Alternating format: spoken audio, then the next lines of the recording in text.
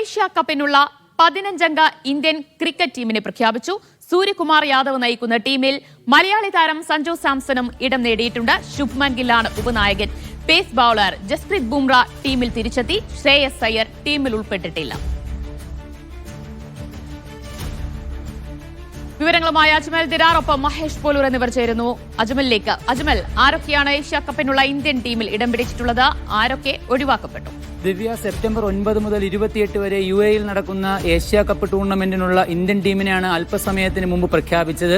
ഈ ഇന്ത്യൻ ടീമിന്റെ മുഖ്യ പരിശീലകനായിട്ടുള്ള ഗൗതം ഗംഭീർ പറഞ്ഞതുപോലെ തന്നെ ഇതിൽ ഒരു അപ്രതീക്ഷിതമായ ഒരു ഉൾപ്പെടുത്തലുകളോ ഒഴിവാക്കലുകളോ ഉണ്ടായിട്ടില്ല എന്നാണ് ഈ ടീമിനെ കുറിച്ച് മൊത്തത്തിലുള്ള ഒരു വിലയിരുത്തലിൽ മനസ്സിലാകുന്നത്. പ്രത്യേകിച്ച് മലയാളികൾക്കേറെ പ്രതീക്ഷ നൽകുന്ന ഒരു സ്ക്വാഡാണ് ഇപ്പോൾ നമ്മുടെ മുമ്പിലേക്ക് വന്നിരിക്കുന്നത്. മലയാളികളുടെ സ്വന്തം സഞ്ജു വി സാംസൺ ഇന്ത്യൻ ടീമിന്റെ വിക്കറ്റ് കീപ്പർ ബാറ്റ്സ്മാനായി ടീമിൽ ഇടം പിടിച്ചിരിക്കുകയാണ്. കഴിഞ്ഞ ദിവസം മീഡിയ വണ്ണി നൽകിയ അഭിമുഖത്തിൽ തന്നെ അദ്ദേഹം പറയുകയുണ്ടായിരുന്നു, കേരള ക്രിക്കറ്റ് ലീഗിന്റെ മുന്നൊരുക്കങ്ങൾക്കിടയിൽ പോലും അദ്ദേഹം ഇതിനു വേണ്ടിയുള്ള ഏഷ്യ കപ്പിന് വേണ്ടിയുള്ള മുന്നൊരുക്കങ്ങൾ നടത്തിക്കൊണ്ടിരിക്കുകയായിരുന്നുവെന്ന്.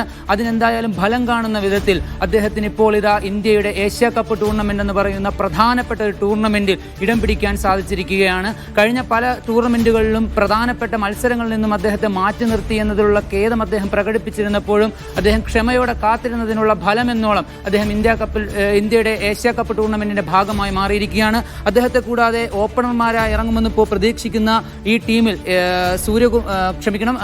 സഞ്ജുവിനൊപ്പം തന്നെ അഭിഷേക് ശർമ്മ കൂടി ടീമിന്റെ ഭാഗമായിരിക്കുകയാണ്. സഞ്ജുവും അഭിഷേകും ഒരുമിച്ച് 12 മത്സരങ്ങളാണ് ഇതിനു മുമ്പ് ഇന്ത്യക്കായി ഓപ്പണിംഗ് ബാറ്റ്സ്മാൻമാരായി ഇറങ്ങിയിട്ടുണ്ടായിരുന്നത്.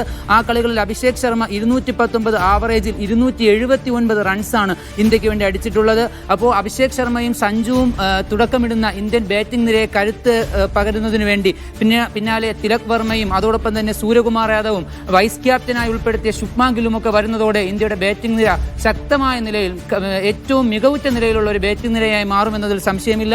അതോടൊപ്പം തന്നെ ജസ്പ്രീത് ബുംറയുടെ കാര്യത്തിൽ ചില ആശങ്കകൾ നിലനിന്നിരുന്നുവെങ്കിൽ പോലും അദ്ദേഹത്തിന് വിശ്രമം നൽകണമെന്ന പല അഭിപ്രായങ്ങൾ ഉണ്ടായിരുന്നെങ്കിൽ പോലും ഇപ്പോൾ അദ്ദേഹത്തെ ഉൾപ്പെടുത്താൻ തന്നെയാണ് അജിത് അഗാർക്കറിന്റെ നേതൃത്വത്തിലുള്ള ചീഫ് സെലക്ഷൻ കമ്മിറ്റി തീരുമാനിച്ചിരിക്കുന്നത്.